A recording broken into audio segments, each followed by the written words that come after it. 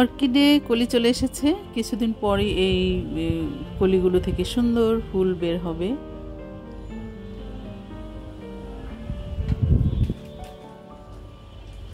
এটা হচ্ছে coin plant. Coin প্ল্যান্টের পাতাগুলো খুবই সুন্দর এবং এটা যখন পানিতে ভাসতে থাকে খুব ভালো লাগে।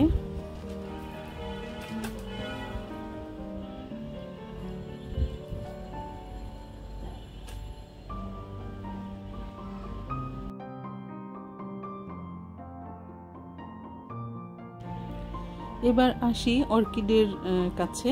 এগুলো হচ্ছে অর্কিডের বেবি। পুরনো স্টেম থেকে অর্কিডের বেবি তৈরি করা যায় বা ফুলের স্পাইক থেকেও তৈরি করা যায়। তো আমি যেটা করি যে অর্কিডের পুরনো স্টেমগুলো কেটে পানিতে ভিজিয়ে রাখি এবং অনেক দিন পরেই 1 মাস 1.5 মাস কখনো আরও বেশি সময় লাগে, তখন এই স্টেমগুলো থেকে বেবি বের হয়, যেটাকে কেকি বলে, অর্কিডের কেকি। তো এই বেবিগুলো যখন একটু বড় হয়, যখন শিকড়গুলো 3 থেকে 4 ইঞ্চি বড় হবে, তখন এগুলোকে পটিং করে দিতে হবে, তাহলে নতুন নতুন অর্কিড তৈরি হবে। তো অর্কিডের প্রপাগেশনের জন্য এটা চমৎকার একটা পদ্ধতি।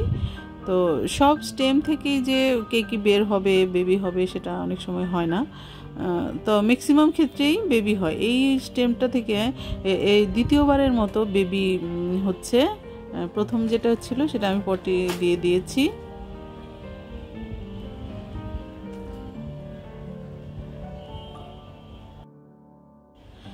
শুধু পানিতেই চমৎকার প্রপাগেশন হয়।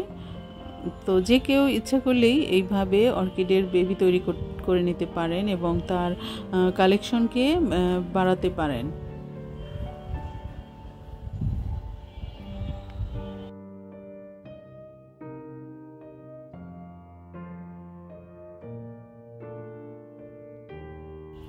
এটা হচ্ছে আরেকটা পদ্ধতি অর্কিড প্রপাগেশনের। এটা জাস্ট স্টেমগুলোকে আমি নারকেল ছোবড়ার মধ্যে বসিয়ে রেখেছি, এখান থেকেও বেবি হবে।